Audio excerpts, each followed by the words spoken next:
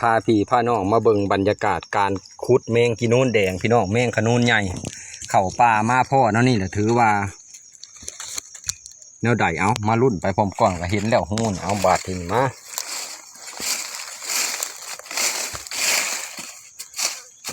บ่มีการตัดต่อบ่มีเอฟเฟกต์พี่น้อง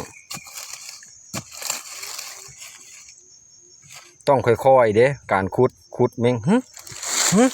นี่โอ้ยบ่เลิกปานใดอันนี้โอ้นี่บ่เลิกปานใดเห็นตีงแล้วนี่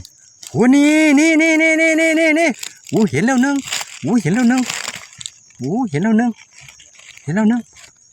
โอ้เอาเบิ่งอีกยังตีงอยู่ได้แล้วนึงเบิ่งไข่พี่น้องไข่โจรนั่นตีงแล้วฮะเห็นบ่เด็ดดินตีงอยู่เอาซอไหม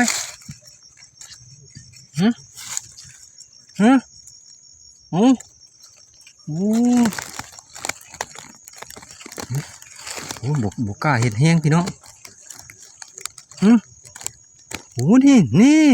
โอ้สองโอ้อยากตีหน้าพี่น้องสองโอ้ดุนขนาดอุ้ยสองเอาลองมึงอีกสุดระบบเท่าไหร่นี่ได้แล้วสองพี่น้องหูนี่แล้วสอง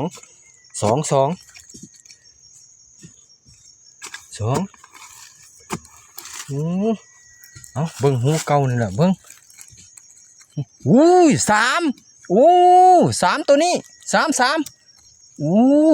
ตัวเบิดคาดกระบอกเอาซ้ำอีกโอ้ได้สามเลยพี่น้องโอ้ตัวหูเดียวได้สามตัวแล้วโอ้หมันหูเดียวมีสามตัวแล้วมีสี่บ่กะว่าจะได้สี่บ่บาทนี่มาลุ้นตัวที่สี่พี่น้องมีหือสูตรเฮ้ยมึงลุ้นก่อนพี่น้องวู้ตัวที่สี่ตัวที่สี่พี่น้องตัวที่สี่พูดน่ะเมียงขนุนไข่พี่น้องตัวหูเดียวได้สี่โต